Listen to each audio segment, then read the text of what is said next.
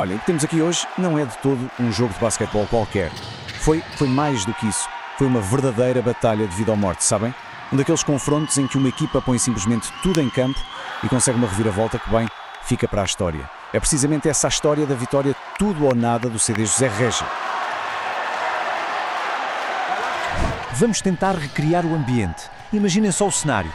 Pavilhão de desportos de Vila do Conde. Lá dentro, 201 vozes a criar uma autêntica muralha de som quase impenetrável.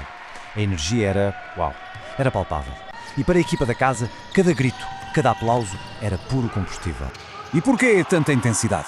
Porque no dia 25 de janeiro de 2026, a regra era brutalmente simples: vencer ou morrer. Era um jogo a mata-mata, uma eliminatória a uma só mão. Quem perdesse, viu o sonho acabar ali, naquele preciso momento. Não havia segunda oportunidade.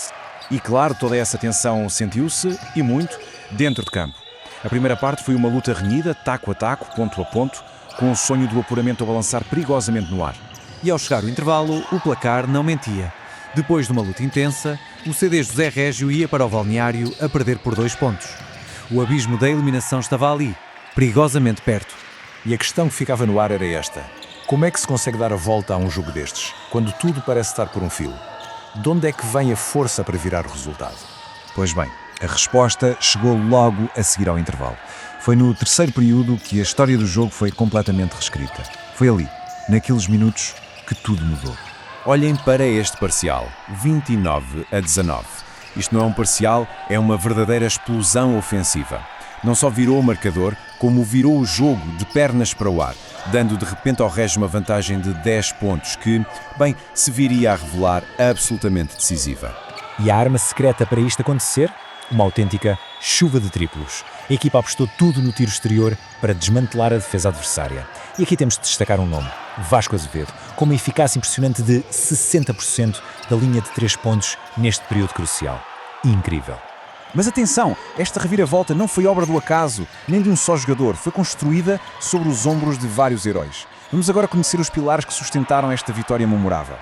E temos de começar pelo capitão, Miguel Dessa. Ele não foi apenas o líder, foi o MVP da equipa, dando o exemplo com uma exibição dominante em todos os aspectos do jogo. As fontes descrevem-no, e muito bem, como a bússola da equipa.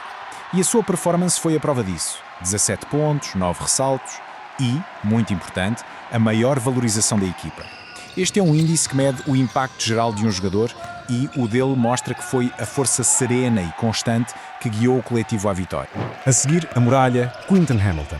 Foi, sem qualquer dúvida, o dono das tabelas. Os seus 15 ressaltos, sendo que 12 foram defensivos, foram absolutamente cruciais para travar o ataque do Benfica e garantir a posse de bola em momentos-chave do jogo. 40 minutos. É o tempo total de um jogo de basquetebol. E foi exatamente esse o tempo que um jogador esteve em campo sem descansar um único segundo. Esse jogador foi Marcus Watson, o verdadeiro motor da equipa.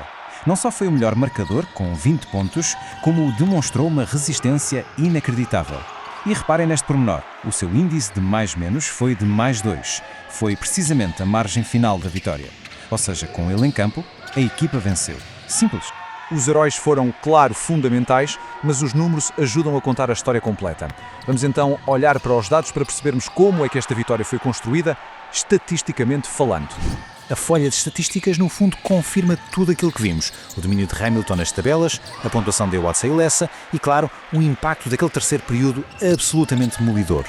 E aqui está ele, o resultado final. 75-73. Uma vitória por apenas 2 pontos. É um desfecho que prova que cada cesto, cada defesa, cada lance livre, tudo foi decisivo. Mas essa vitória suada, este apuramento dramático, não foi o fim da estrada. Pelo contrário, na verdade foi apenas o começo de um desafio ainda maior. Repetindo, esta vitória não foi a linha da meta.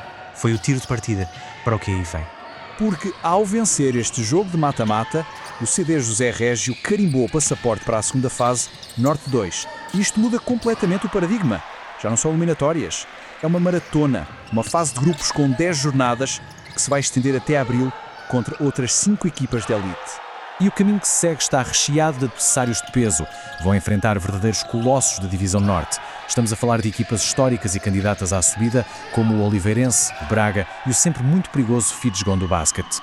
O que nos deixa com uma pergunta final, uma reflexão para o futuro.